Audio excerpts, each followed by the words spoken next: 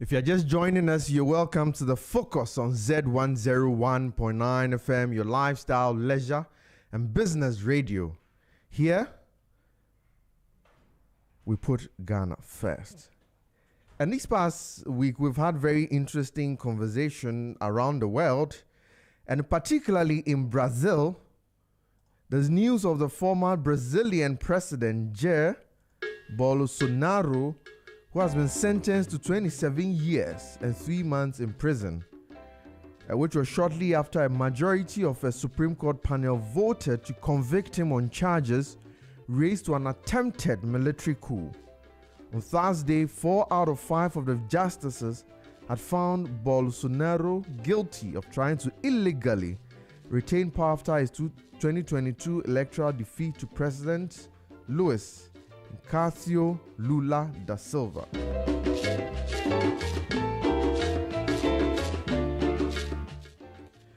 And also on a rather sad front, on September 10, 2025, conservative activist Charlie Kirk was shot and killed while speaking at a Turning Point USA event at Utah Valley University. The shooting, which occurred while Kirk was on stage, was widely condemned by politicians.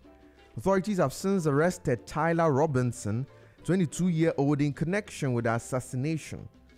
Evidence, including messages on the messaging app and inscriptions on bullets casings, suggests a politically motivated attack. The incident has intensified national conversations about political violence in the United States.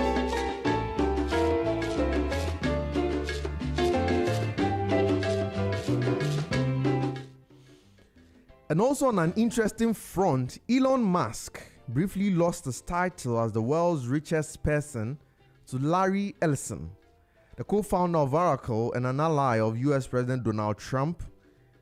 And Larry Ellison's net worth soared because his company Oracle announced blockbuster deals to provide cloud infrastructure for major AI companies like OpenAI and xAI. This news signals that Oracle is now a critical player in the AI boom. Because Ellison owns roughly 41% of Oracle, the company's record-breaking stock rally instantly translated into an enormous personal gain, briefly making him the world's richest person.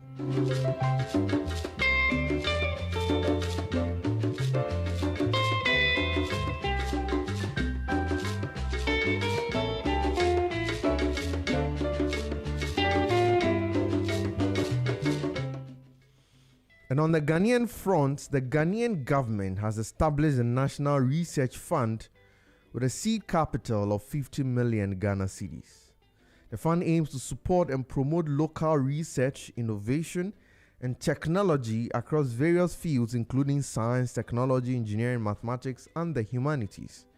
A key part of the initiative is to provide full annual scholarships to 5 PhD candidates at every university in Ghana, with a goal of building a knowledge-based economy and reducing the country's reliance on foreign funding for academic research. The fund, which has a governing board, is expected to receive additional funding in the future from national revenue and other sources.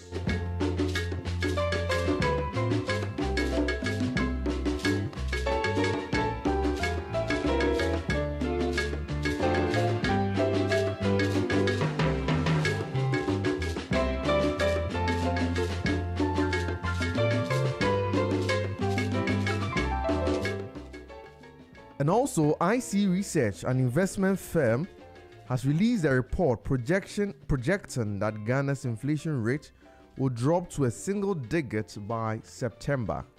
This forecast is based on the continued downward trend in inflation, which reached a near 4-year low of 11.5% in August 2025. The firm's analysis points to factors such as a strengthening cedi, muted global energy prices, and fiscal tightening measures as key drivers behind the disinflation process.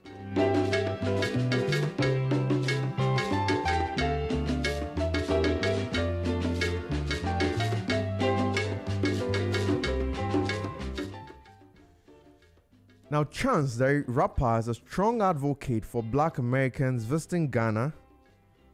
And during a recent conversation, he highlighted how his first trip, which he took to clear his mind, reshaped his perspective. He was particularly impressed by the vibrant nightlife, the sense of community, and the deep historical connection to Black identity that extends beyond transatlantic slave trade.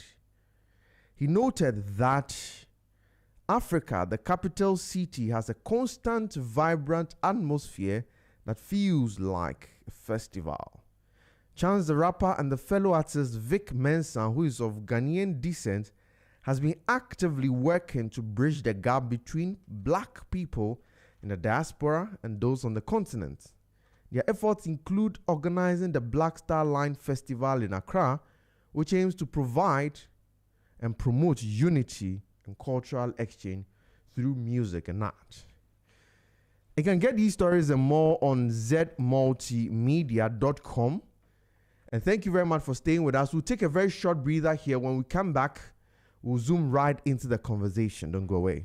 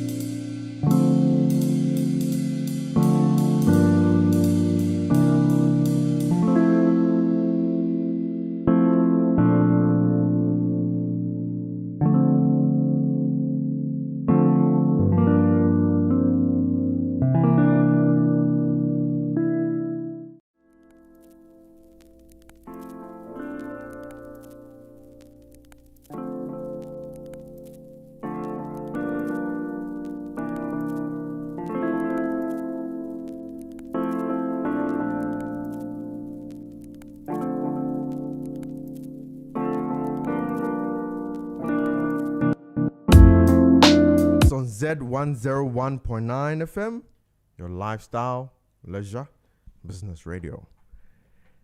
So as I mentioned earlier, today we're going to have a conversation which affects everybody personally. Many times when we go on the internet or we hear on radio that there's an increase in dollar, or even when you check on the forex bureaus, they are bought, you see an increase in dollar. Today it's 10 cedis, it's 11 cedis. At every point in time, there's a conversation. Because when it goes higher, the consumer is complaining, the buyer is complaining. Things are very expensive. When it goes lower, the producer is also complaining. But as I mentioned earlier this year, we saw a huge drop in the dollar coming to as low as, I think, as at the end of June 2025, the dollar had dropped from about 16 or 7 cedis to about 10.310. But a lot of people were very skeptical at the amount. People were of the view that it was just a political arrangement just to, as some people described, to buy cheap funds for the government. Now, by the end of July, this rate had increased to about 10.5%. Well, the speculations were that, it is just settling. By end of August 2025, it had risen to 11.4.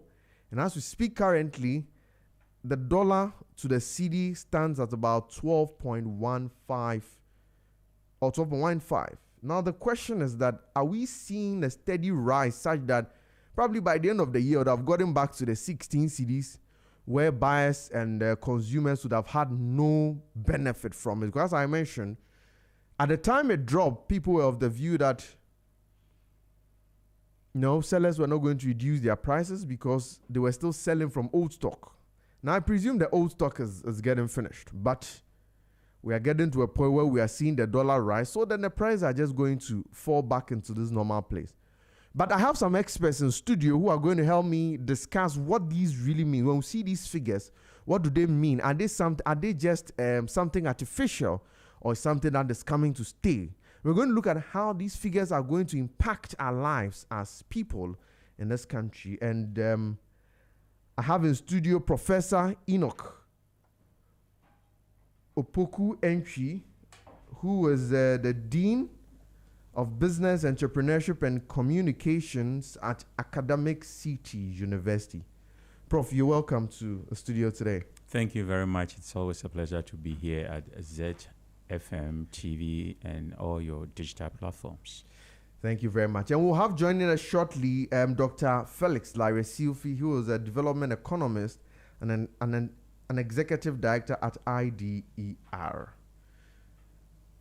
Now, Prof, I'll start a conversation right with you. And I mean, you've been in this country for some time now, I presume. We have all seen the fall and rise in the cedi. First, let me ask you. A lot of people have been talking. When we hear people explain, they will say there's been some depreciation somewhere. There's been some inflation. There's been some dollars in the economy. Let me first ask you generally. What is happening? What is causing the dollar to fall? What caused the dollar to fall from about 16 cedis somewhere earlier this year to about 10 cedis? What was happening in the country? Thank you once again. I think there are a lot of combination of factors that strengthen our cedi against the dollar. Now, let me put this into perspective that the cedi is our national currency. Every country have their currency, and technically, we are supposed to be spending the cedi in paying fees, in paying rent and everything. Why we chose to use the dollar in some parts of the country in paying school fees and rent, I don't know, because that is illegal. Yeah. That is how it's supposed to have been done. We have a country where even the rent control says that you have to pay 6 months advance before you stay in an apartment or any place. But some are collecting 1 year and 2 years, which is not supposed to be the case. Some 10 years. Yes, 10 years? Yeah. Wow. So you can see that we have a lot of policies and laws, but we don't enforce them. And that has resulted in the cedi fluctuating against the foreign currency, especially the dollar. There are a lot of issues that have caused the dollar to be stable. The first one is the gold board.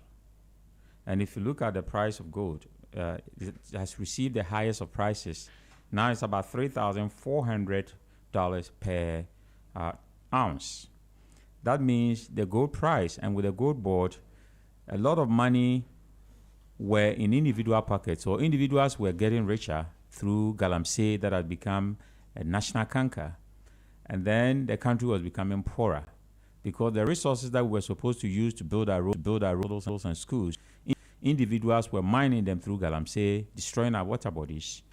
Now that we have the gold board, kind of a unified way of getting that money, and then the government uses it to cushion up the cedi. That is why the cedi is really doing well against the dollar. So in your view, I mean, a big factor for the drop in the dollar rate, let's say around June, was the gold board, the institutional gold board. So it was an economic policy that strengthen the city. Because if you are using the money, so we have the strategic resources management. How do you find yourself in such a way that the government don't spend so much in importing with the dollar? And I think that from the beginning, the reason why I was explaining the reason why now it's $12.15, 12 cedis and 12.15 to the dollar. The reason why it is rising a little bit is that government is now spending. So from January 7th, when the President Mahama took over, the government had not started spending. So contracts, and all those issues were at a still. Now the government need to spend, and they need to import machinery for road network. Contractors need to be paid, and all these are going to affect government expenditure.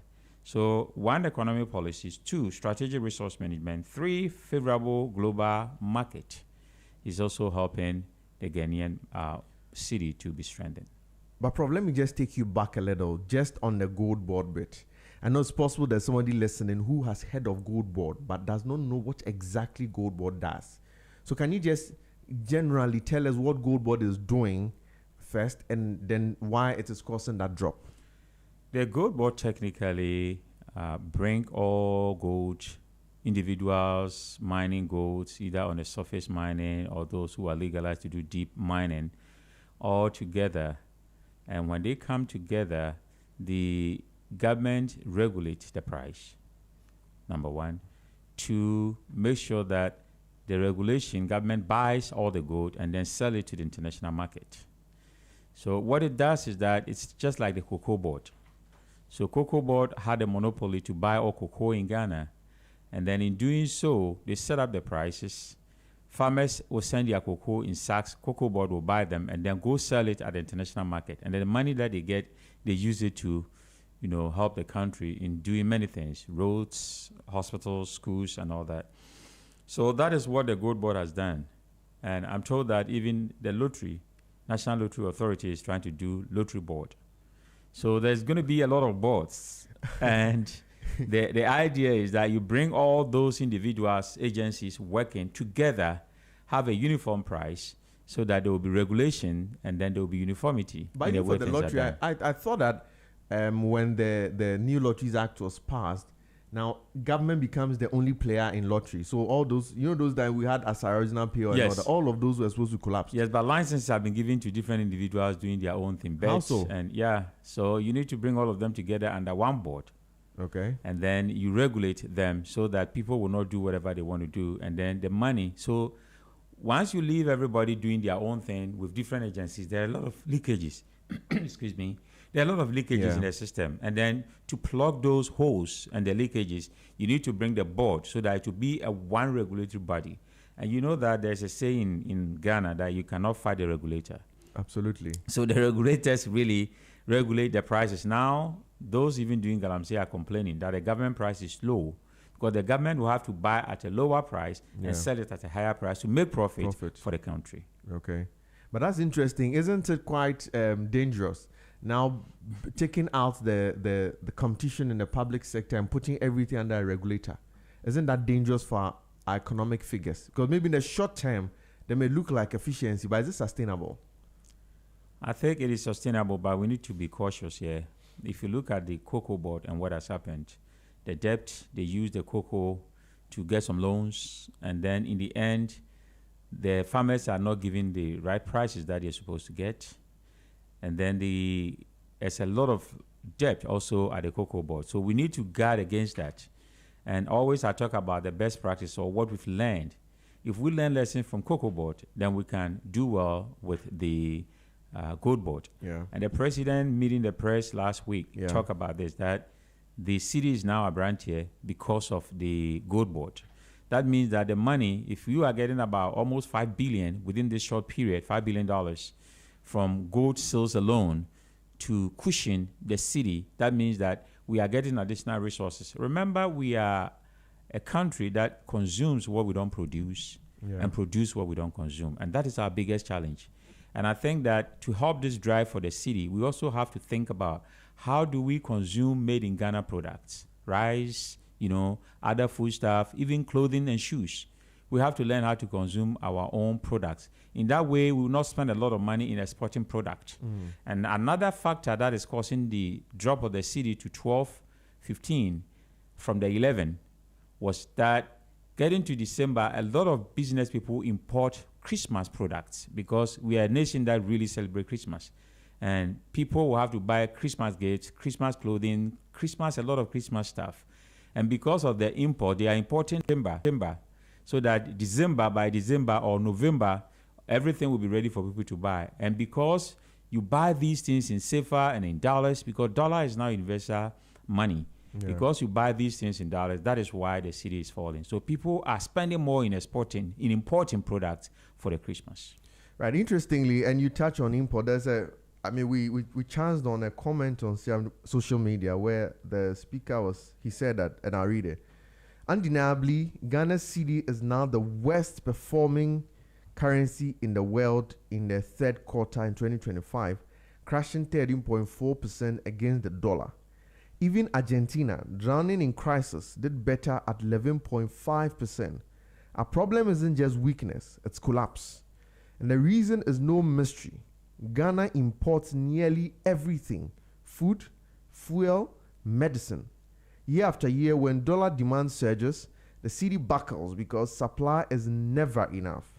Remittances and exports can't close the gap, and trust in the cedi keeps evaporating. And to face these fundamentals, no press release or stability talk will save us. That 13.4% isn't just a statistic. The reason food is expensive, fares keep rising, and ordinary Ghanaians are still drowning in hardship. Problem final for you. Do you agree with this speaker or this writer? No, I don't. To some extent, he's right. To some extent, he's wrong. Hardship, yes. The bottom line of the rising cedi and a lot of import is that the average Ghanaian suffers. Yeah. We will factor in inflation, which has now been reduced, which is a good thing because inflation is like a thief in everybody's pocket. So the issue of Bloomberg, so you are quoting Bloomberg, what Bloomberg just came out with about the cedi being the worst performer. And I explained this on TV3 last week about what is going on here. Look, on what basis did Bloomberg? So in the first place, we need to have our own credit rating agencies in Africa. For far too long, we've having S&P, Fitch, and all those rating our credit worthiness. But who do you blame? You have a situation where... But sorry, is that the case that there's none in Africa? There's none in Africa. Even, credit rating, there's none in Africa. And I am forming an organization which will also talk about Fortune 500 companies in Africa. We don't have Fortune 500 companies in Africa listed. We have some in US, we have some in Europe, and even Asia. We don't have any in Africa. So there are a lot of things we have not ventured into. If you look at our stock market, the stock market in Ghana, you don't have more than 10 companies listed. Multimedia and all those people are not listed in Ghana Stock Exchange. So how do people buy shares? How do you buy stocks? And that we don't have them. And it's because of the way we tell our stories. That is the biggest problem. So I'm veering into culture. The way we tell our stories is that, I made money through selling cassette. See, I made money through selling scraps. I made money through selling kerosene. And seriously, how many people can sell cassette and kerosene and scrap to make money? Tell people how you made the money. I remember recently there was a challenge. Someone who said, I sold beans and made $1 million in 6 months. Debbie has been selling beans for a long time. She's not even seen. Oh, yes. Kande has been selling Weche in Koforidia for 45 years. And how much money has she somebody said he was selling Gary by the beans and he made $1 million. So the lack of transparency, if you talk about Mark Zuckerberg, you know that he made money through Facebook. And recently, Trump called him and said, we need $600 billion from you to invest into the market because that's what we do here. And they say, I'm ready to do that. All the rich people are investing in the economy. Here, you don't have the rich people investing in the economy. What they use their money for, well, I didn't make their money for them. So once you make your money, you have the liberty to spend it at the funeral or with women or whatever you want to, birthday parties for. But we are not spending our money on research, which is also one of the factors that is affecting our cities. We need to, and I'm glad that the president talked about, meeting the media, talked about 500 million seed money, seed money too, set aside for research. We need to solve our own problems. Ebola has been an African issue. It's not the Western world issue. How are we doing research so that when it comes again from 1967 that Ebola came in the Congos, up till now, anytime it wrecks its ugly head to us, we need to rely on those people to get medication. When COVID struck in 2019, and then the whole world was shut down for 2 years, that you could not fly anywhere. We never thought about sending our students to our own schools because we have a lot of Ghanaians on scholarship abroad when they have some courses here. Yeah. Is it not an irony that we are even sending people to Oxford and Harvard and Yale to do African studies? I mean, this is Africa. No, that's true. Do they know African studies more than we do? I appreciate it because, in fact, you can do a better research on customary law or customary practice in Ghana at Oxford. Yes. But they go and do African studies, and they are on scholarship with stipend money. Yeah. So we need to readjust our priorities. Again, I'm not a fan of freebies. You know, that also affects our city. The government have lofty ideas. Free, you know, if you go into university, it's free for the first year. For the disabled, that's okay.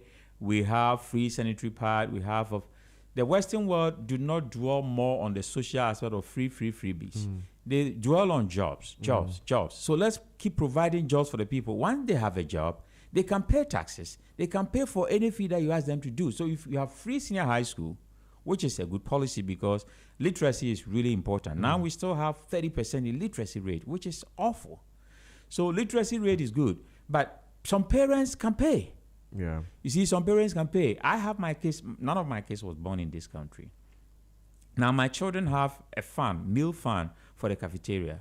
And when they go to school, you have to put money in the fund. If there's no money in the fund, they go be in the line. It's their turn to get the food. And then the person there, the accounts officer there will tell them, you have a local account, you can't have money. It's embarrassing to the kids, but you need to pay.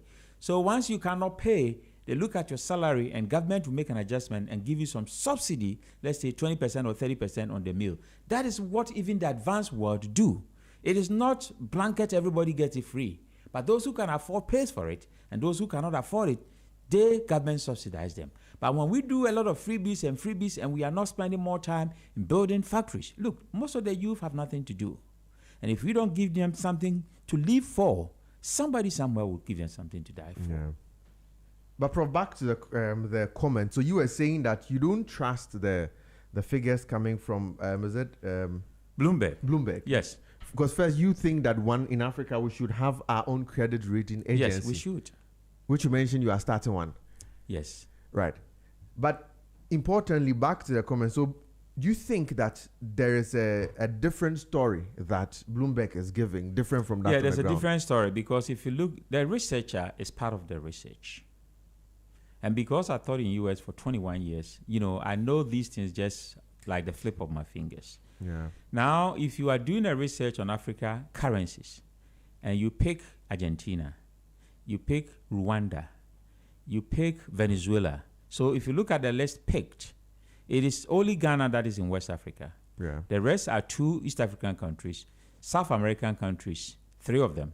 Now, how do you compare these countries and the economic indicators? They are not the same. Why, if you are picking Ghana, why don't you pick, let's say, Nigeria? Because the Nigerian Naira, one, Cedi is equal to 195 Naira. So you see how low the Naira is compared to the Cedi. So because we have similar economic indicators. If you look at all economic indicators in Africa, out of the 54 countries, the best 3 of everything, inflation, everything, Ghana is one of them. Yes, so we are not really doing bad in economic indicators. Just that the selection of these countries and comparing them is a problematic thing. So in a research, you have your bias. Recently, there was a Harvard professor who was doing a research on, I think, trustworthiness as a concept. And she was caught to have not been trustworthy in the way she analyzed the data. Yes, I think I saw that. You saw that? Yes, yeah. You saw that. Yeah. So when you are doing a research, what criteria did they use to pick Ghana as against Rwanda, Botswana, Venezuela, and Argentina? These countries don't have similar economic indicators. So definitely it's biased. Interesting. But, Prof, let's again look at these figures, because now this gentleman talks about the fact that if care is not taken, we are going to fall back into that we're afraid of. But my question has been, which I keep asking, since we started talking about the fall in prices, fall in this dollar rate, nothing really has changed. Yes. I'm not too sure there's been anything on the market which, let's say, as of last year, December, was 20 cedis, that today is about 15 cedis. I'm not sure of anything. So you are not sure. You're talking about the impact. Yes. And when we say people are going through hardship, what we are expecting is that a lot of prices will be reduced for most commodities once the cedi have risen in value. And the president, in meeting the press, talked about, I'm referring to that because that is the yardstick we have now, that about over 45 different commodity prices have been reduced. I recently bought some iron rods, and I realized that the price has drastically been reduced. Oh, is it? So there are a lot of products that prices have been reduced because of the rise of the cedi, which is a good thing. It's a great thing that prices have been reduced. So if I was buying something, let's say 100 cedis, and now it is 80 cedis, I'm saving 20 cedis. It's supposed to be in my pocket. Okay. But you are not supposed to use the extra 20 cedis to do something that is not productive. That is where we find ourselves in a challenge. I'm also worried about the rising food prices. Now some food commodities prices have been reduced, but anytime you are driving around the roads, you will see somebody selling plantains, somebody selling even tangerines that they pluck from the backyard, and the price is as expensive as the one at the mall. So I don't understand why, because they think that anybody driving along have money, the prices are the same. So those by the roadside, it's kind of a black market because they are not paying taxes. They are not paying taxes. So why can't they reduce the prices for the ordinary person to buy? But you can see that the prices they have are different based on the car that you are using, and then they charge you. Because here you have to bargain, the prices are not there.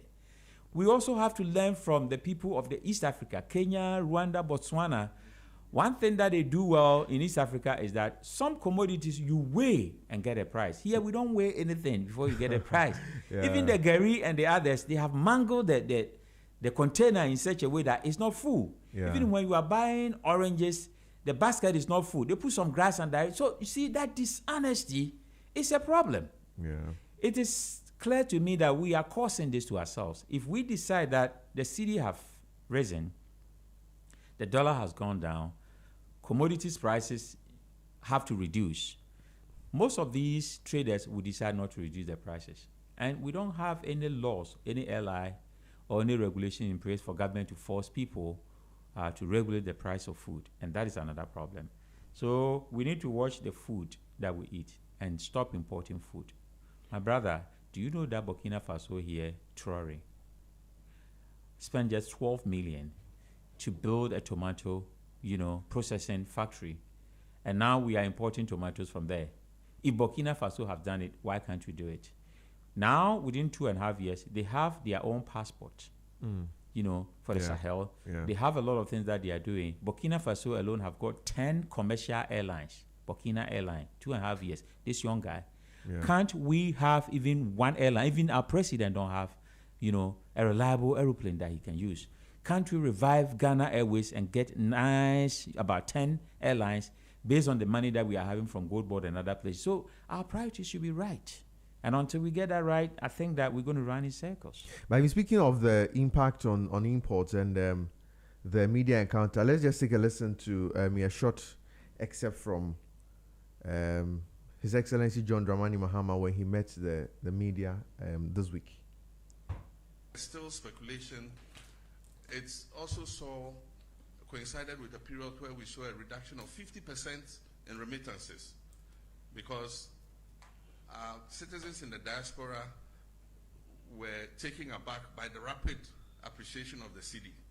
And so if somebody was building a house, if he was going to send $100,000, it meant that he was losing a certain percentage of that 100,000. And most of them would decide to adopt a wait-and-see attitude and say, oh, no, as for cedi, it's not possible that the cedi can regain its value to that extent. By all means, it will go up again. So I'll hold back my remittance until the cedi goes back up. There's still speculation. It's also coincided with a period where we saw a reduction of 50% in remittances because citizens in the diaspora were taken aback by the rapid appreciation of the cedi. And so if somebody was building a house, if he was going to send $100,000, it meant that he was losing a certain percentage of that 100,000. And most of them would decide to adopt a wait-and-see attitude and say, oh, no, as for cedi, it's not possible that the cedi can regain its value to that extent. By all means, it will go up again. So I'll hold back my remittance until the cedi goes back.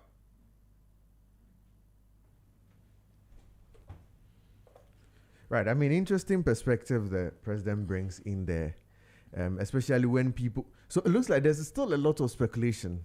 A lot of people really do not trust. Yeah, business is all about speculations. The stock price is all based on speculations. If we speculate that things are going to be, a business is starting and then the stock price is going to be high, people will invest in buying stocks from you at share prices because they know they're going to get profit. So if there's any political instability, guess what? Stock prices and everything goes down. It's all based on speculations. And even relationships are based on speculations, right? Expectations. You go marry or get a girlfriend based on the expectation. Yeah. If you don't meet the expectations or that person do not meet your expectation, there's a divorce or separation. Yes. So what the president said, what I want to add to that is that I stayed in the States for 21 years and taught at 5 different universities. I was Ghana Association president in Cincinnati, Ohio for almost 8 years. What I have seen is that every immigrant is a target worker. They actually want to go home one day. Yeah. And that is why they set up businesses. But our people have failed them. Yeah. They set up businesses, you can't trust anybody. They run down your business. You send money for them to build a house for you, and you come, and it happened to me. Sometimes you want to break the house away because all the money, and to get even $1, do you know that somebody works a whole year and they get just 25-cent raise? Yeah.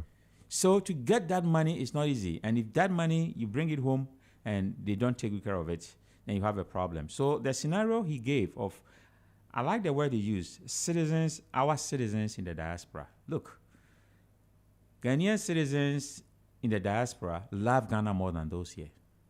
I'm telling you.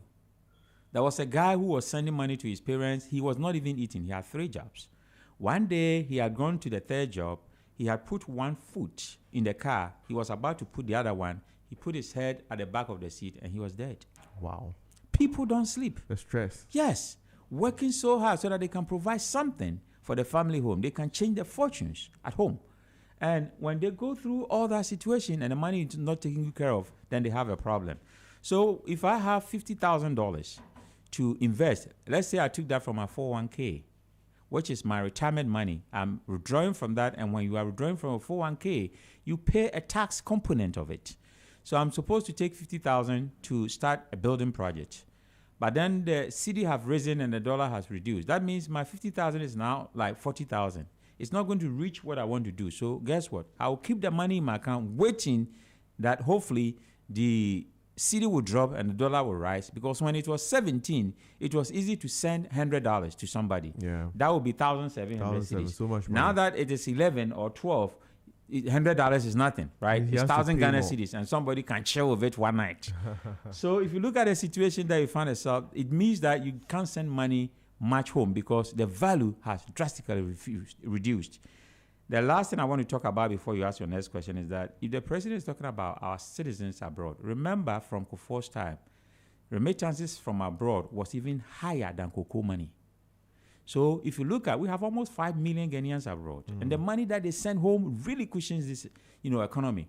How come that these Ghanaians, same Ghanaians, our citizens abroad, who are helping our economy to grow, look at the houses, the buildings they are built around, and then they come home to contest for elections, and then the Ghanaian government say, no, you can't contest. We should look at that and change that law. The dual citizenship? Yes. Any Ghanaian outside, do you know when I was Ghanaian Association president, we celebrate independence anniversary, we do everything. Those outside know how to sing the Ghanaian national anthem than those here. When Blaster was playing Mali, how many of them were singing the national anthem right?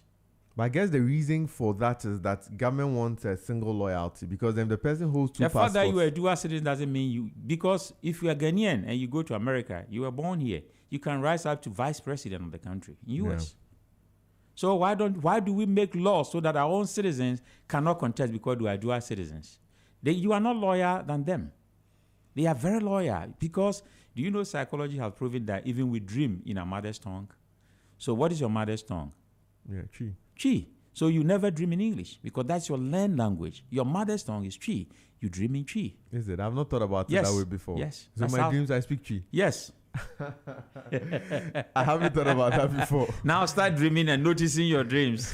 Then you I'm will guessing know. I'll do that. Very interesting. But I'm guessing that bit on the citizenship, we may get there one day. Okay. Because I think it started, recently, or about 2 or 3 years ago. There's a decision by Yachi Supreme questions Court. issue.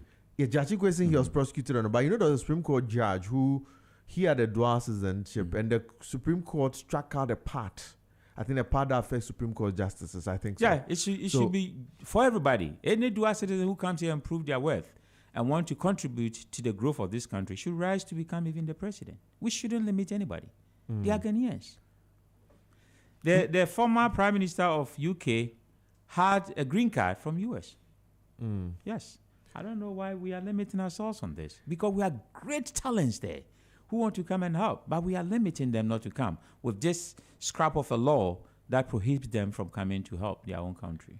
Right, so Dr. Opoku-Enchi, Professor Opoku-Enchi is of the view that the law on citizenship, especially the dual citizenship rule, we must have a second look at it because it limits our talents who have enough money to bring to the country to do something great to help our economy.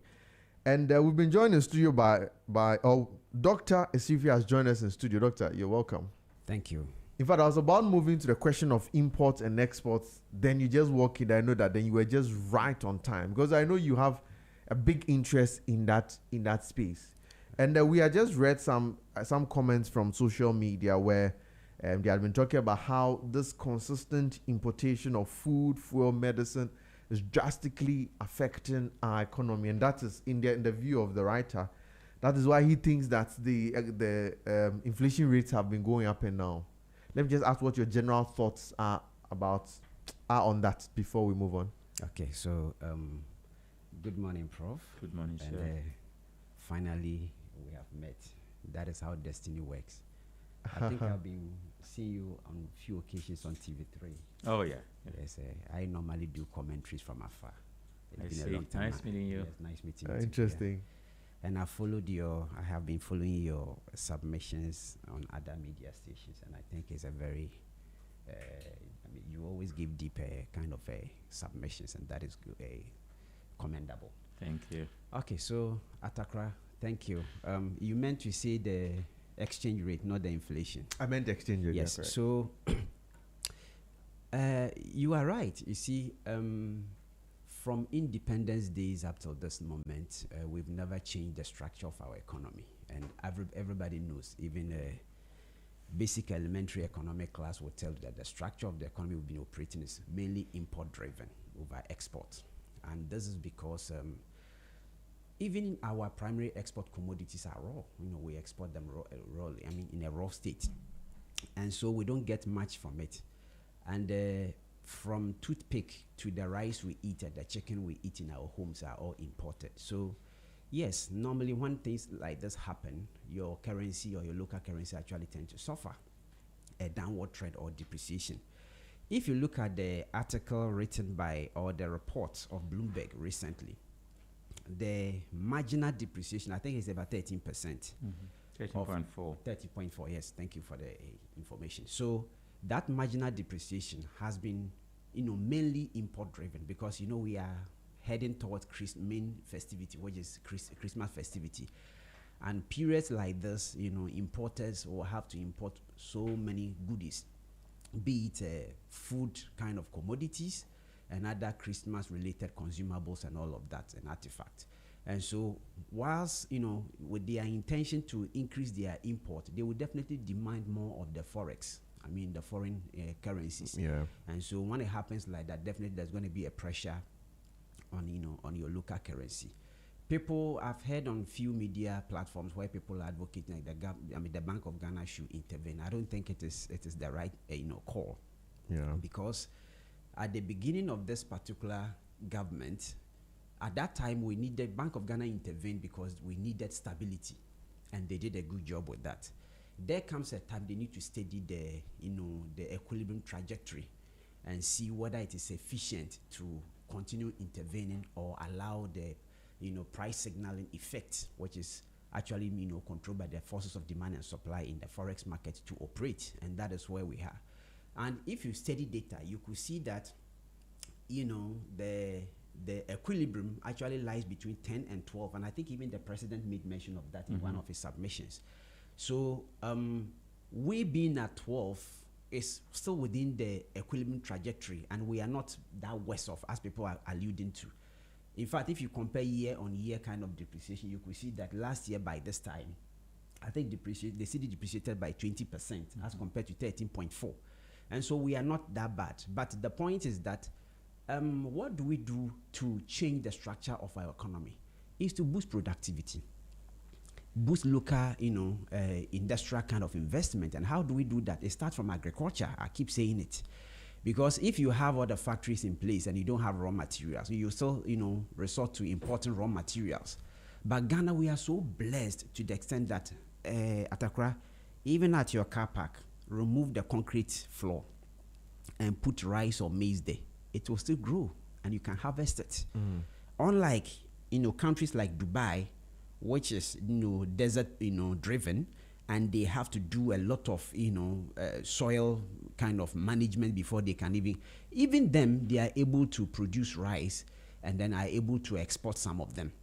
So how much more a country that, is blessed with natural resources all around us, fertile soil all around us. Even in our homes, we can grow food and all of that. So we need to look at agriculture critically and ensure that we invest so much in agriculture.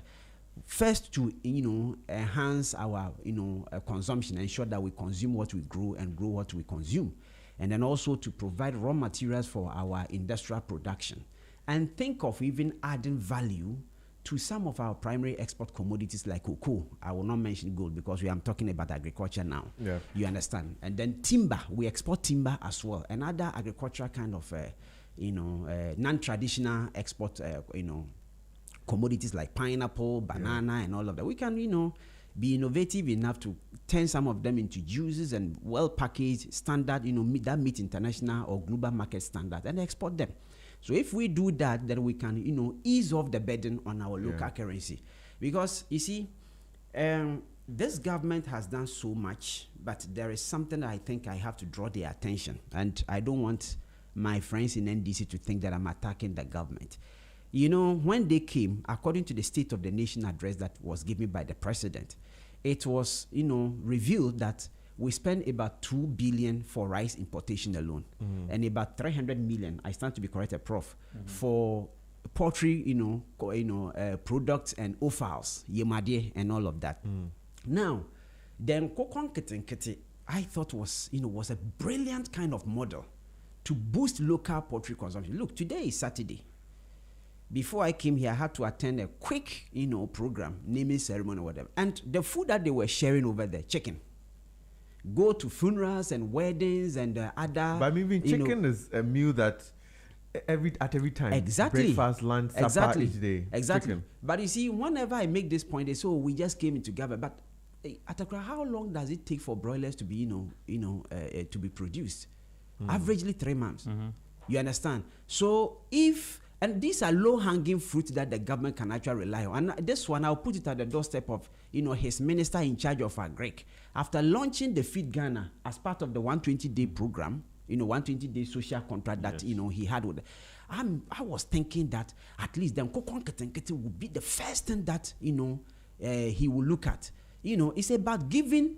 I think that the whole thing should have even been the fact that the existing poultry, farmers will come on board, have some sort of PPP arrangement, and have some homegrown kind of policy agenda. And then these people will front the whole, or these players, the already existing poultry farmers will front the whole program and ensure that they expand it to the youth and other individuals who want to be part of the program. And by now, now we are in the 9th month. So by now we should be able to see some sort of poultry product being produced in Ghana here. Now Christmas is coming. The last time I checked one bed, a small bed, of a poultry or fowl, it is around, it ranges between 150 to 200 Ghana cedis. The point is, Prof, how many average Ghanaians can afford that themselves? So they will resort to the, some of them, I think this pottery that we bring from outside, some of them have been in storage for more than a year and fully chemically inflated. And they also contribute indirectly to our health status in this country. Gone are the days you barely hear of kidney problems and all of that. Because we're eating the meat that we actually produce in our system. Go to the villages, they can just catch one fowl and then just slaughter it, or maybe a goat or something and then slaughter it. This one has not been stored with any chemical kind of, additives. And so it is fresh, and when you consume, you still have your energy. But now, all the offers that we are eating with our TZ and Banku and okra stew and what have you are all, chemically, filled, and therefore we have this kind of issue. So I'm thinking that economic-wise, no country has been able to have a strong local currency by continuing to do the same thing that we have been doing for the past 50 or 66 years since we gained our independence, fully dependent on on importation. I don't think that is the right thing to do. And so, in as much as the cedi depreciation is actually not much of a concern, much of a problem, I'm not saying that it's not a problem. It is, it's not too much as people are alluding or painting it. We need to begin to look at the structure of our economy, because there comes a time it will be inefficient for the Bank of Ghana to continue intervening in the market by pushing a lot of dollar into the system. But before I land, let me just digress a little bit. There's one unpopular argument I make. People don't seem to get it, but if you study the trend, you see that, and I think recently TV3 even had an evening news on that. Churches and their demand for dollars. People are not thinking of that. If you look at the churches that we have in this particular country, and I'm just taking the Christian, religious kind of group. Most of the churches are foreign, kind of churches that have established their branches here. Yeah. And even the Ghanaian-born churches, most of them also have some foreign account. Let the Bank of Ghana, let's say yesterday, Friday, right? Assuming Bank of Ghana has put in, let's say, $2 million United States dollars to stabilize the forex market and ensure that, demand and supply are at equilibrium. By the time we get to Monday, tomorrow church service, every money that they make, when they send it to the bank and they are sending it into their, foreign account, they take the dollar or the pounds or the euros. And so at the end of the day, it's like the Bank of Ghana is pouring water into a basket, and that also put pressure on our local currency. The next one is the dollarization of the economy. And I am happy that the Bank of Ghana recently issued a directive. But I think the directive is not enough, because after giving the directive, what is being done? What actions are being put in place to ensure that people actually comply by those directives? As I speak to you now. When the exchange rate fell, yes, people were compelled to go to the cities. For instance, those who are selling houses, for instance. Exactly. If you were selling, let's say, at $200,000, which was maybe about maybe then it would have been 3.something million. Yes. Now, when the exchange rate came down, it came 2 million. Yes. So then now they converted their figures to, okay, I'm selling at 2.5 million or 3 million. Exactly. So you see, in the ex-Wall administration, dollar and the other foreign currencies became so precious, like, natural minerals like gold. Yeah. So people will intentionally even convert their cedis into such currency and then just keep them, hoping that it will appreciate. Those currencies will appreciate for them to have more, kind of a value for it.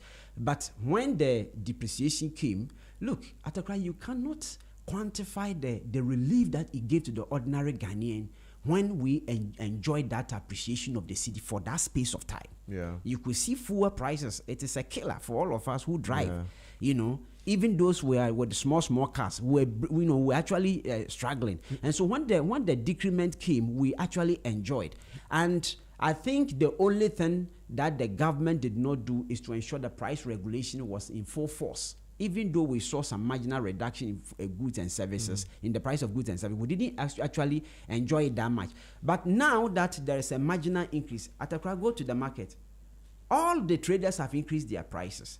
So that is also another thing. But in terms of the dollarization, we need to be very careful. We can't be in a country like Ghana and hotels on the soil of this particular country are pricing their rate in dollars. Schools, and they hide under the shadow of international schools. International is on the ground of the curriculum that you are running, not on the fee that you are supposed to charge. We need to be very careful. Estate developers and owners are selling properties, in dollars. You understand? When you allow the system to operate like that, it actually, contribute to the downward, trend or the downward pressure of your currency. So we need to have a look at all this. So in terms of my, my submission, I will say that yes, you are right. The structure of the economy, we need to actually take a critical look at, and we have the opportunity to do so. And President Mahama, with the goodwill that he has, I'm sure if his ministers have that same mindset, and then, hot blood as he has, I'm sure they should be able to do something about it. And I think that Greek minister, with this particular structure we are talking about, that Greek minister is the one that I think he, has to lead the front, followed by maybe the tourism minister. I think she is also not, I was having high expectation of him, because I felt like, if you look at the movie industry, for instance, she was once an actress, and then she has also been in the media for a little while. Recently, we've celebrated Fitu Afeshi and all of that. Yeah. I have had the opportunity to travel to India for business. And when I went, I decided to take the opportunity to travel around. And Prof, if you go there, Lord Hanuman and, the Hindu deities, Shiva, you go, and where they claim that they came years back, they have, made the place very nice. I went to Radhakund, very typical village. They say Krishna came there, and there is a place he put his leg over there and conjure all the holy waters to come together to form. And people go there and fetch. They pay money with the hope that when they go, there's going to be a blessing. I have recently done a study. We all go to Israel. Very good, Israel as well. They pick exactly, the sand, exactly. The water. And we have a Konfanochi. Recently, when I went to Ekwapim to do data collection with my team, I normally love that. I was asking that there's one man who came here who he was a fetish prisoner, and then they took me to a place where he planted palm fruit, right? Yeah. Palm tree, and then that very day the palm tree germinated, grew, matured, and it was harvested and consumed. What is more wonderful than this? Do you still have the palm tree there? It Yes, is there. Yeah, it is there. I think one of the biggest problems, Yes. just to add to that, is that we don't know how to tell our own story. Yes. Story. Yeah. Yes. East Africa knows how to tell their own stories of the safaris and Exactly. everything. We don't know Exactly. how to tell ours. You see, so I think all this, I believe that the tourism minister had to, if you go to Asebu, there is a deity who is referred to as Asebu Amenfi. I have been there. You will see the footprint on the rocks. Go to India, Israel. They would have, made a nice fence and even put some water in the hole and claim that it's a holy water, and you go and fetch and pay dollars or whatever, and then you bring it to your camp. All these things will contribute to the appreciation of our local currency. It's not only the Bank of Ghana's intervention that will do the magic. So we have to look at the structure of the economy, and then, like Prof is saying, we should be able to tell our own stories and our own history through our tourism, and then we also ensure that the Greek sector plays the magic to feed whatever industrial agenda that we'll pursue. Very interesting perspective, Doctor. But Prof, I saw you making very comprehensive notes, which I'll come there. But let me find out, going back on the exchange rate, should we be alarmed? Yes, you said a lot about how we can stabilize now, but with this rise, should we be alarmed, or is just something that it's just going to take us back to 10 cities? Or should we be afraid that we're going to get to about 18 cities? Is the question for him or for me? Anybody can take it. Okay, so let me start, then you come in. Go ahead. Yes. I think we shouldn't be worried. It is seasonal. If you look at our historical antecedents, getting to this part of the year, you see that, the demand for this forex actually, soar up. All the time. Simply because, as we said, people will demand more dollar, pounds, or euros to import from wherever they want to import. So it is seasonal. What I am happy, and my reason for saying that we shouldn't be alarmed is because, the policies that this government has put in place, you may not see that they are tangible, but I think they also contribute to the experience that we are having. And the MPP was arguing, and I actually argued against their perception or their assertion. You see, when the finance minister assumed office, he decided to pursue about 3 or 4, policy agenda. This kind of finance minister? Yes. Or the former? Yes. You see, that expenditure-based revenue mobilization, you understand, was also doing the magic. Because you see, whenever as a government you loosen up and then there's so much waste in the system, what happens is that a lot of money finds their way in the hands of people. And when these people get this money and they don't have immediate use for it, that is where at that time they will use to buy this forex and then keep it in their homes. It's one of them, and other, several factors also, from that same, scenario will contribute to the appreciation or the depreciation of the local currency.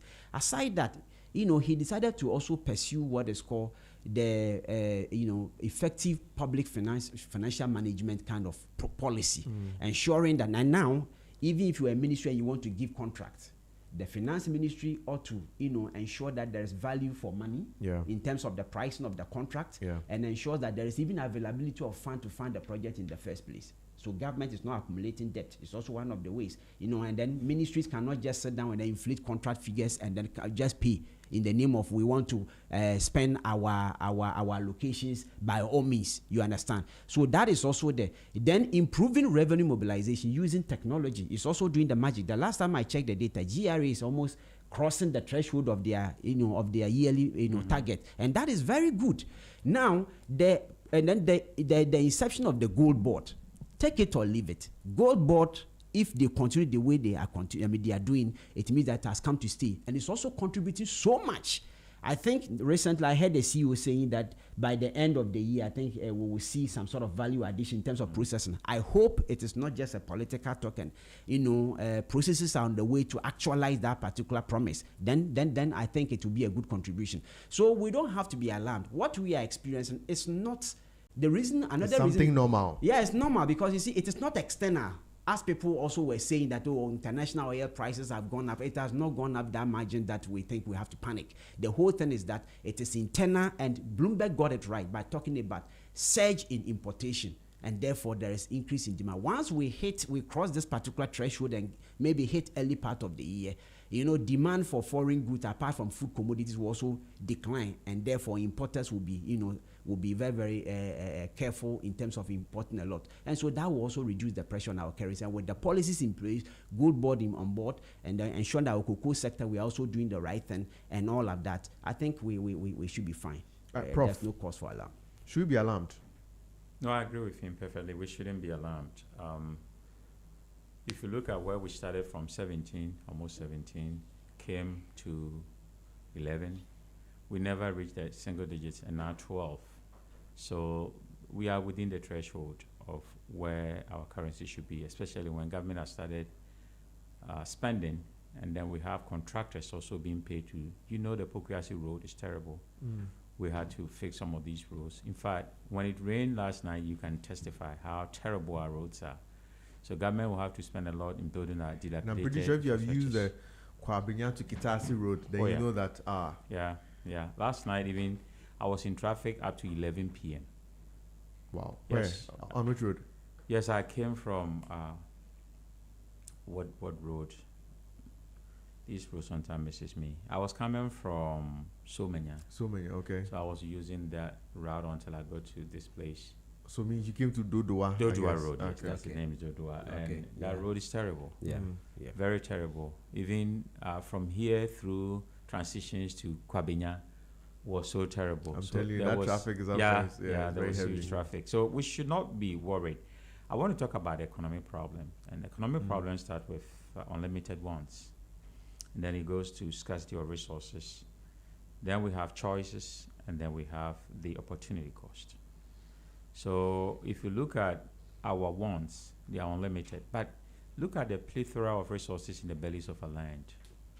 Recently, I traveled to Spain, and I was driving from Madrid to Barcelona. There's not a single farmland that has not been planted. Nothing is left fallow. Everything is planted. If you look at the resources, the land that we have, rich in everything, and we even import chalk, crankcocks. Sadly. For the many years that we produce cocoa jute, sack, we get it from them from Taiwan and other places. Can't we have we have investors in technologies? You see, technology investors. And why can't we be practical in producing some of these things? So I think that we need all hands on deck to help fix this problem. But for the money, my bet would be that we shouldn't worry about it, because so far, so good. what we have to do is to strengthen our indicators. And he said a lot. You know, I said most of them from the beginning. The Gold Board, I talked about the economic policy, I talked about the strategic resources management, I talked about favorable global market. And then one point that he raised was the waste. When we celebrated the 67th independence anniversary of Ghana, that was in Koforidua, I was there. I had the days up there, and I saw police, military, fire service, all those people coming to stay in there for a week, rehearsing every day the food that they would eat, you know, whatever they would do. The airplanes that were flying when we were singing the national anthem, they had to practice for a whole week. And students who had to come, and the money that we spent celebrating independence anniversary. Let's look at best practice, what Magufuli did in Tanzania. He was able to raise over $4 billion to build a new dam. Internally generated money, so there's no doomsday there. We have a situation where even the current president, Magufuli started, that the current president, and from Magufuli's time in Tanzania, I'm talking about just Tanzania, every year the independence anniversary money they will use to build one hospital. So imagine if Nana Addo has built one ultra-modern hospital every year with the independence anniversary. Just go salute, and people will be passing out all that. Students have not eaten, and they will be marching in the hot sun. That money used, and every district will also be marching. That money used to build one ultra-modern hospital in one region for 8 years would have 8 ultra-modern hospitals with all the modern equipment. That means that when you are sick, you wouldn't travel abroad, as you know, Furiata has done, to Rochester, to Mayo Clinic, to take care of health of yourself. We can do all of that here. So there are a lot of things we need to do as a people. And I pray that when the intellectuals, come and sit and share some of these ideas, Rwanda is doing this. They don't allow party communicators or anybody belonging to a political party to go sit and talk about issues. They call the experts. And it's helping their country a lot. Here, everything is, party communicators, they have to talk and defend their government at all costs. You are not in to defend your government. When your government is doing well, the people will see, and right? the sad thing that when the experts speak, then a party committee, when it doesn't go in favor of them, they'll denigrate that expert. Because things, even when experts speak, it doesn't go far in this country. Let one celebrity come and talk about something. You see a lot of people listening. And have you noticed that most of our celebrities are coming from the streets? And some just insult, some nude pictures. All these people are your celebrities. For me, the single mother raising 4 kids is more of a celebrity to me than some of these individuals here we call celebrities. So there are many priorities we've got wrong. The school fees, which should not be paid in dollars, I agree with the Bank of Ghana. The rent, the airline tickets, the hotels, all of them charging dollars should not happen. There is one good practice that I've seen in one of these countries. From Senegal, once you get there, you have to change the money that you brought into the country, into their currency, even at the airport. And it helps a lot. Recently, I made a transit in Germany from the States, and I had $1, but I was trying to buy some burgers because I was hungry. They said they charge only in euros. You can't use the dollar there. Absolutely. So there was this old lady that I asked that I have dollars, but I'm hungry. And then she said, okay, bring $100 and I'll give you 100 euros. And I said, but euro is higher than the dollar. She said, don't worry about it. And we switched before I could buy food to eat. Even though I had $1, I could not. But here, if you have $1, people will give you the food readily. And then if you have the Cedi, and even the Cedi is old, people that they want new currency. So attitude is also one of the issues that we have to get a hand on. The churches has also been one of the challenges. You know, why we have a lot of foreign churches here. And every Sunday, I heard some pastors saying that, I get about $30,000 every week from each session. So they have 2 English sessions and 3 sessions. Now you get $30,000 every weekend. Then they go and put it into their dollar account. But most of these churches have dollar accounts and they don't have Cedi account. But some of them have Cedi account and dollar account. And in most of the cases, they put their money in the dollar account. And they have these cards, Universal cards, Visa cards, MasterCard, that they travel everywhere and then they can use it and buy in dollars. So we have to look at that. Churches are not paying taxes to the states. It's tax-free. And the least they can do to help us is to also help strengthen our city. So they should do everything in the city. I've also seen where some But churches... from your perspective, do you think that the churches, government should attempt entering there to put some regulation? That is not going to work. It's huge money raised there. It's moral consciousness, because even in the U.S., churches are separated from the state, so you cannot tax churches. Yeah. Churches have power. The reason why churches have power is that churches are the only places where you can see about 5,000 people, 10,000 people at a time, and the politician will be given a chance to speak to them. They have the numbers. Yeah. So you cannot touch churches. You have to let them go. But in terms of our economy, because they raise so much money on a Sunday, or in fact, some of them, they run service from Monday to Sunday. Oh, yes. So much money being Churches raised. have money. Look at church buildings spring up everywhere. I called one church, and the pastor was, I think he requested anybody to support him with either $100 or, and this was back then, either $100 or $1,000. He wanted 100 people. Yes. He exceeded the number. You see, that reminds me, I went to a church, and the pastor said he needed 10 people to give him $50,000 each. Wow. Everybody was sitting down. He started, you are all cheap. You are all cheap. If Jesus was alive today, he would have been riding Lamborghinis and Ferraris, and because at that time, camel is now equal to Lamborghinis and the others. And I just shook my head. And the way he was putting people on the spot, I know you can afford this. Here in Ghana or was on US? Here. And then he came back to, 2000. I said, you are all cheap. I mean, the way they force people, put you on the spot to get some of these money, it's something. When you go to, I think, 200, that I stood up. But I did not stand up to go and give the money. I pretended like I've received a call, and I walked out. And guess what? When I worked out, the pastor called me. That I didn't see your donation. So you see, that is very, very important to them. And for me, it's a problem. If we want to monetize and privatize churches and make it all about money, then wherein lies the poor? Because you cannot sell salvation. People have to give willingly from their heart. But when you put people on the spot, because people will say, I've not donated, then it's going to be a problem. So the churches should also help, because I think higher moral standards is always higher. It's always better than the law. You know, anywhere that I have been, a higher moral standard is better than even the law, because the law is the least bar that you have to cross or jump before you stay in every society. That is why when you break the law, you go to jail, because that is the least bar that everybody should be able to clear to live in that society. And moral standards are the highest. So the churches should lead the way in moral standards about how to help our economy to grow, not just taking the money, siphoning the money to international, other places. And then we also have to watch the foreign churches, because their headquarters are not here. And all the money that they make, they send it to either Nigeria or other places where there's the headquarters. And Papa himself stays there. They call the Archbishop's Papa and all that. 3 days ago, I was leading a leadership seminar at the Anakosa. Is it Anakosa? I don't know that. At Aburi. Okay. What's the name? Is it Anakosa? Anakazo. Anakazo. Okay. It's a beautiful place. Very beautiful place by the Lighthouse Church. Yeah, I think. And I hear people go there, you pay money, I think 25 Ghana cedis before you enter.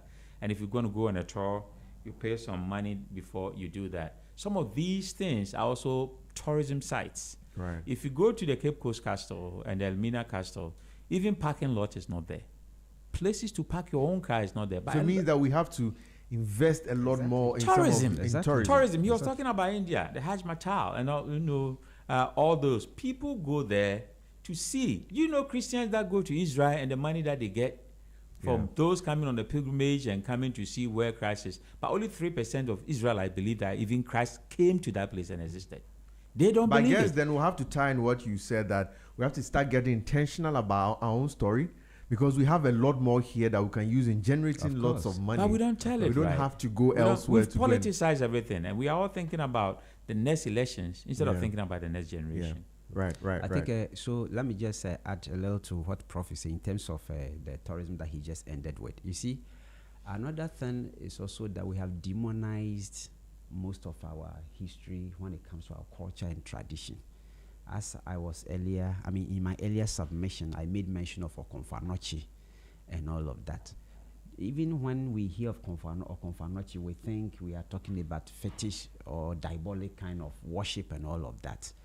But these are, just as we have, like he mentioned, or like we all agreed, India, Hanuman and Krishna and what have you.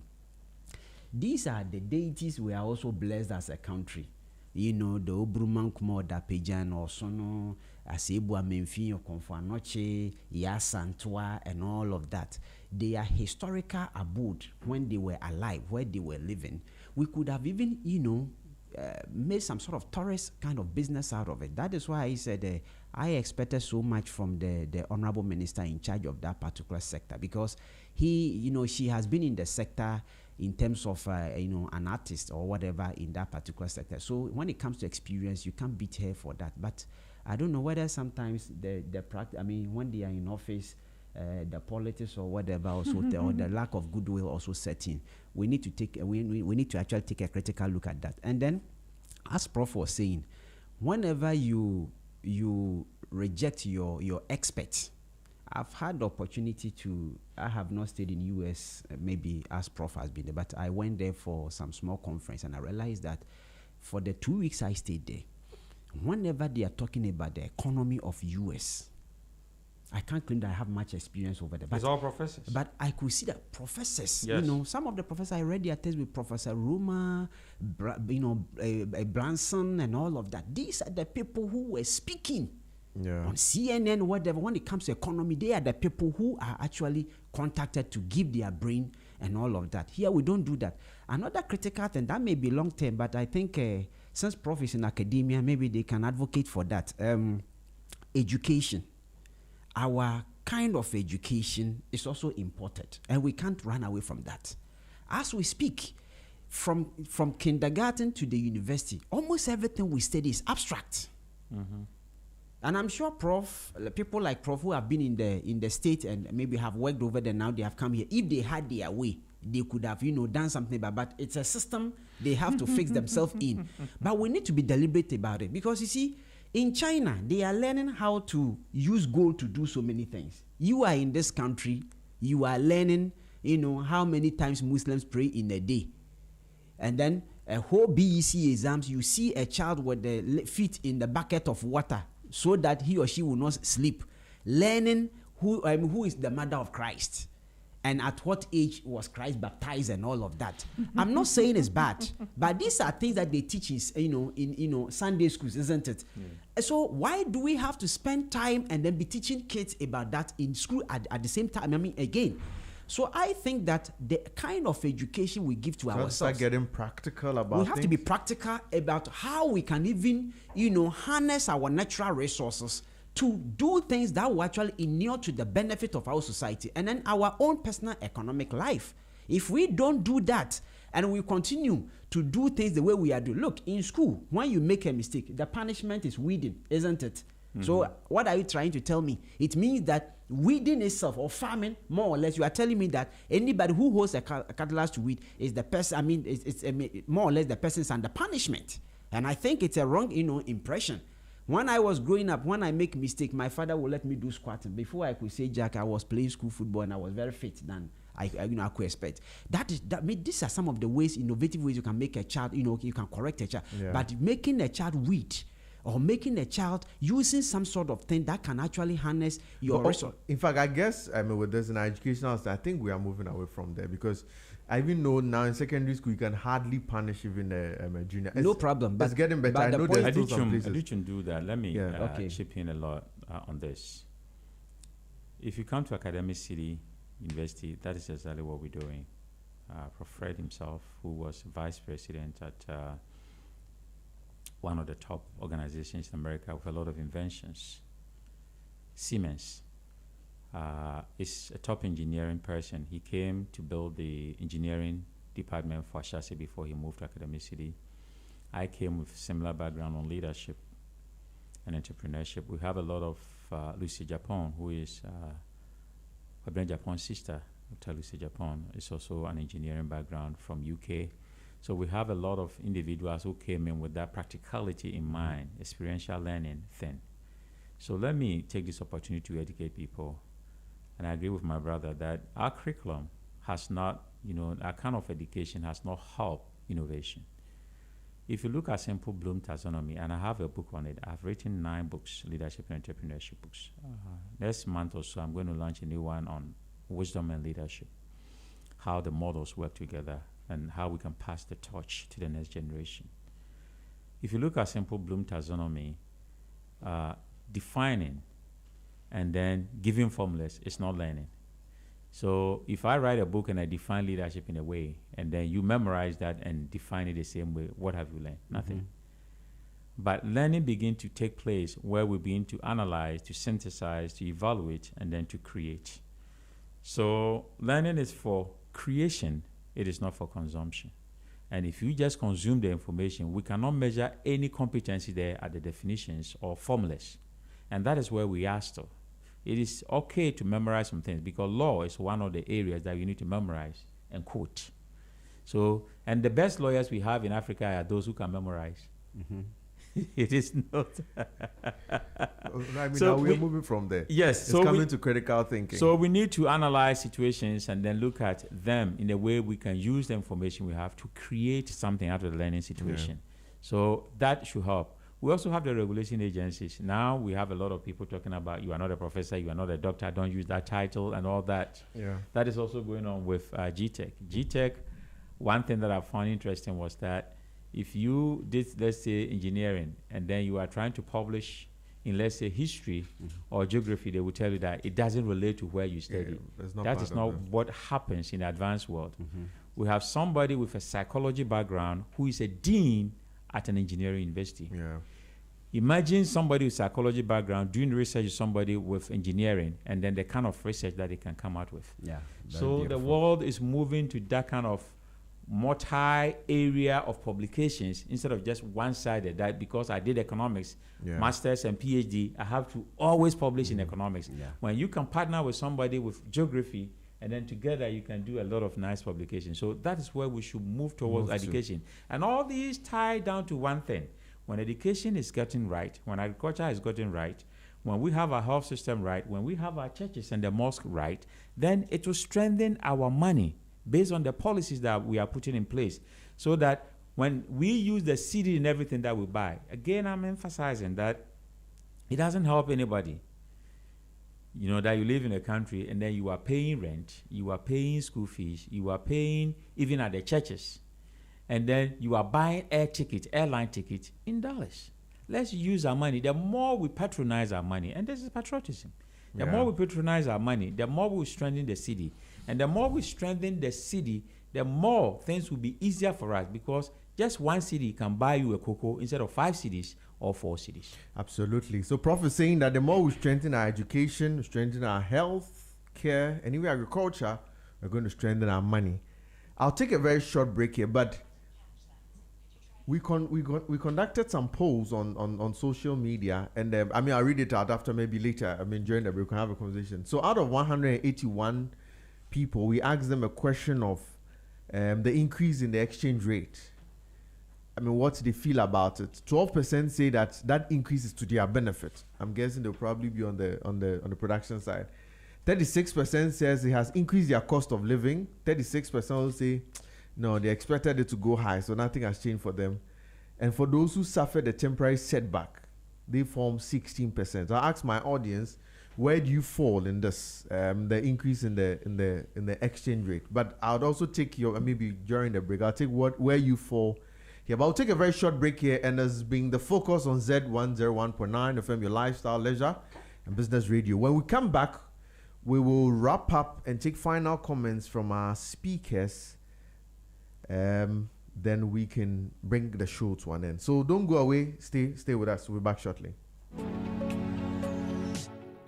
Dream home. No interest for 2 years. Are you ready to step into your dream home? With Lakeside Estate's exclusive offer, you can own your own home in just 2 years with no interest repayment. This offers you affordable payments, flexible home purchase plan, quality homes, and lifestyle choice. Choose from a variety of beautiful homes in any of Lakeside Hills clusters. Your future awaits you. Imagine living in a home you love with the freedom to invest in your dreams without the burden of interest. As your CIMG Real Estate Company of the Year for the 4th time, we offer you hassle-free home acquisition.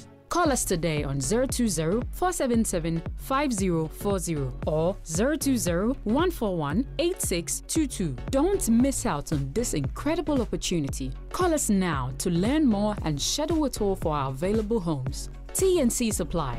Make your dream a reality. Lakeside Estate. Quality homes for all.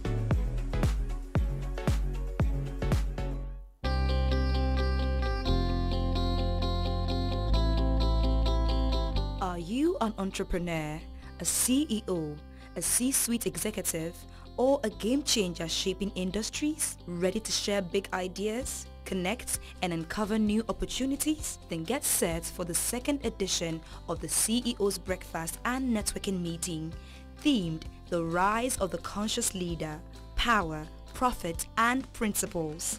Highlights include raffles and irresistible prizes, complimentary books from speakers, exclusive networking with CEOs and industry leaders, interactive sessions on business growth and ethical leadership, plus a full breakfast and buffet lunch. Date: Thursday, 2nd October 2025, inside La Palm Royal Beach Hotel, Accra. Time: 7 a.m. to 12:30 p.m. Space is limited. Register today and lock in your early bird discount before 22nd September 2025 at ceonetworkingevent.com. Don't just attend an event, be part of a movement redefining leadership for a new era.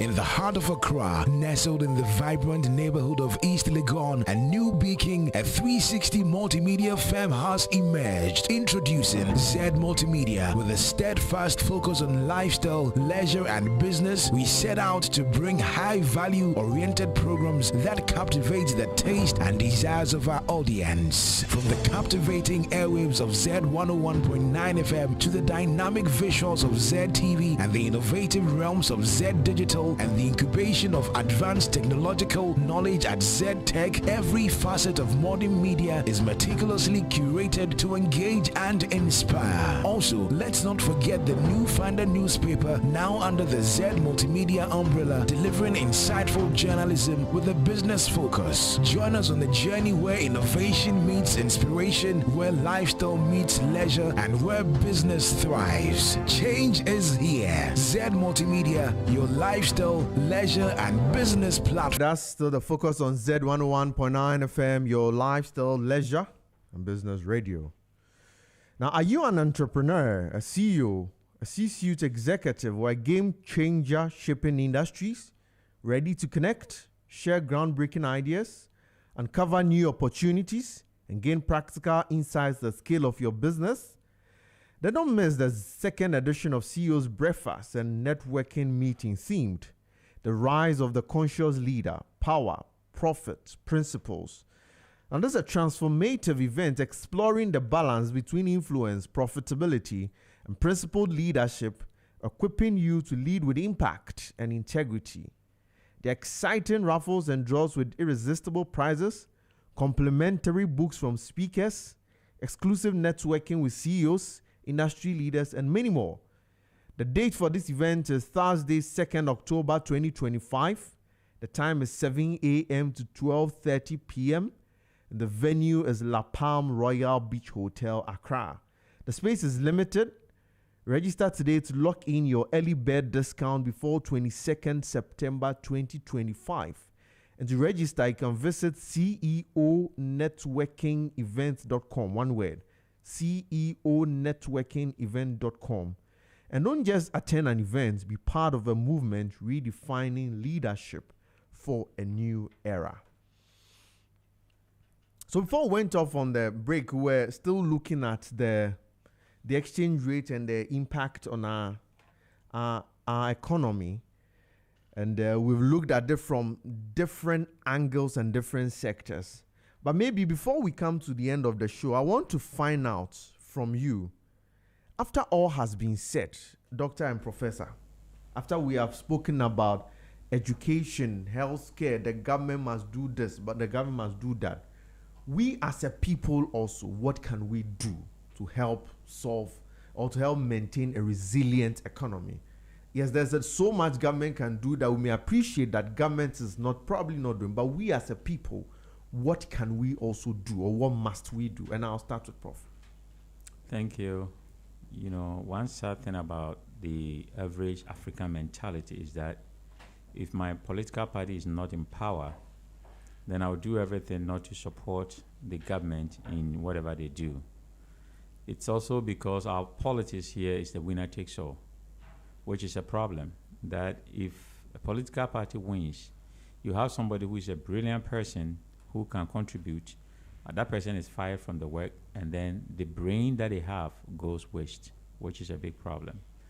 For me as a citizen, it doesn't matter the position you have, from the president to the cleaner of the street, you have a part to contribute to make our economy better.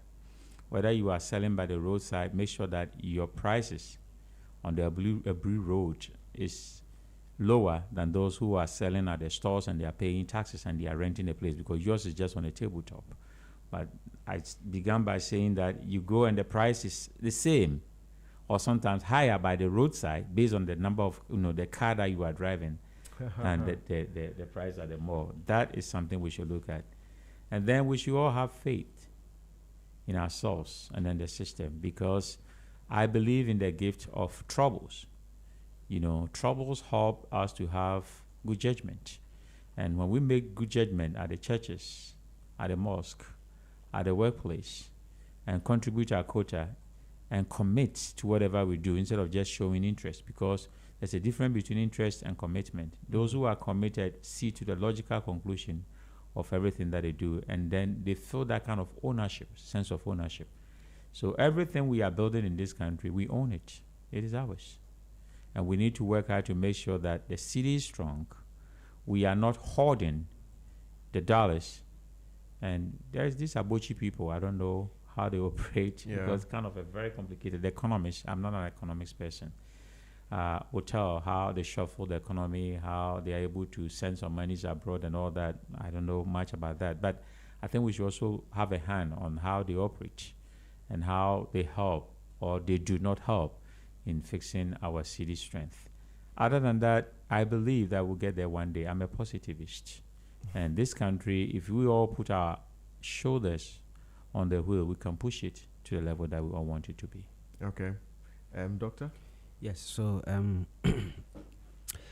first of all, like as I earlier said, we have to take a critical look at the kind of education we give to our people. I am looking for a day where the curriculum that we are running is actually, geared towards trying to gain knowledge or insight into how we can harness our natural resources and convert them into states that we can export to boost the strength of our local currency, the entire economy, and then our personal economic life.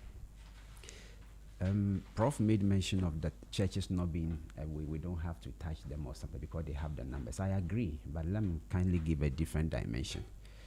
Gone are the days the churches were more social conscious as compared to now. Now they are more economic or financial conscious. They are looking at profits. All my basic schools were in, missionary schools or something like the Catholic and, Methodist and Presbyterian schools and all of that. However, if you look at the monies that the churches are making, almost every church has a TV station. Almost every church has a radio station. Almost every church has a university these days. And Prof, you can attest to that fact. Yeah. I don't know whether in the name of the church own kind of thing, we are not looking at the tax aspect. If we are not, then government ought to look at that. But I guess those ones are the profitability aspects of the church, which is, I'm not sure that will form part of the cracks of the church, which is not tax. That is why I said I don't know whether under the umbrella of church, maybe government is trying to look at the religious aspect of it and let go of them. No, I think that is profitable. Okay. So but the universities are non-profit as well.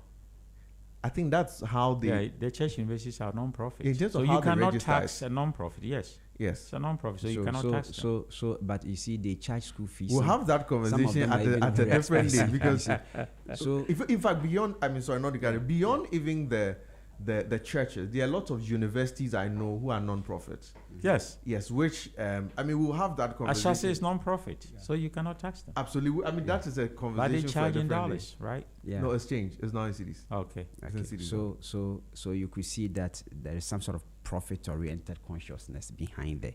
Yet it's registered as non-profit, and therefore government is not taxing them and all of that. So we have to look at it and then regulate the religious system and ensure that where they need to pay taxes, they have to pay. I understand the importance of church in our society, because that is where we actually breed our moral fabric. That is where we are supposed to go and seek for result and all of that in terms of comfort and all of that. But these days, the way they operate, like Prof was saying, raising funds with some sense of entitlement and telling people that they are cheap and all of that, you are raising money, and therefore government ought to. I think Rwanda, I stand to be corrected. Paul Kagame made an attempt and sanitized the system. We have to do that, and we have to take the bull by the horn. This fear of the fact that they have the numbers, and therefore if I do it, I may be voted out. Start the thing. We will criticize. I'm part of them. But in the end, we will see how good you were. And Absolutely. then you made a point about winner takes all. I agree with you perfectly. But Professor Mills of blessed memory, I beg your pardon, made an attempt. You recall when he assumed office, he even allowed the DCs and the MMDCs of his predecessor to be in office for almost 6 months and above. His own party even chastised him, but he said, we are one people. In the end, where there were documents and whatever that the government would have pursued corrupt people, they actually compromised and banned some of them, and then all of that. Even in this administration, I have to commend this administration, because you see, people are saying he's fired. No, I have been doing a lot of work as a consultant with the gender ministry. There are people who were appointed in Mahama 1 when Nanado assumed office as president. The former minister, and I'll mention her name, Honorable Otiko Jaba, when she came, people that had been taken to China to be trained to handle the Ghana National Household Registry, she fired everybody. But now go there. The people appointed under the leadership of His Excellency, the former president, Akufo-Addo, most of them are still there. Yeah. So that act is there. And you see that some of them, I don't have a proof to talk about generally, but some of them are even there sabotaging the system. So it's our mindset. Yes, our mindset is also a problem. That is why most of the time when politician comes, when you are not on their side, they try to kick you out and bring their own people. So, like Prof said, the mindset, we have to reorient ourselves and think more nationalistic and have some sort of sense of patriotism in us and contribute our quota, whichever way we can, to the development of the economy. I will end by saying that the depreciation is not something that we should be alarmed of. It's not anything that we should be much concerned about. It is just a systemic kind of thing or seasonal kind of issue that will actually correct itself. The measures put in place, I always play with data, because sometimes I'm very careful if you just speculate and somebody has the fact, the person can just embarrass you on the spot. So I play with data. With the data I have, on my machine that I've done some bit of analysis, I could see that if we continue this trend, it will with the system in place, or the system put in place by the Bank of Ghana and the Finance Ministry and the government, in terms of policy and all of that, once we cross the Christmas season, we'll actually, go back to the normal threshold. And like Prof said, we are not off the equilibrium trajectory, so we shouldn't be worried about it. But again, we should be conscious of boosting our production sector to do more in terms of the currency stability. It is a very key thing. Aboki, it is something that the politicians are also benefiting. In fact, some of them even have given dollars to the Aboki people. I bring expert researchers from other countries to come and work for me.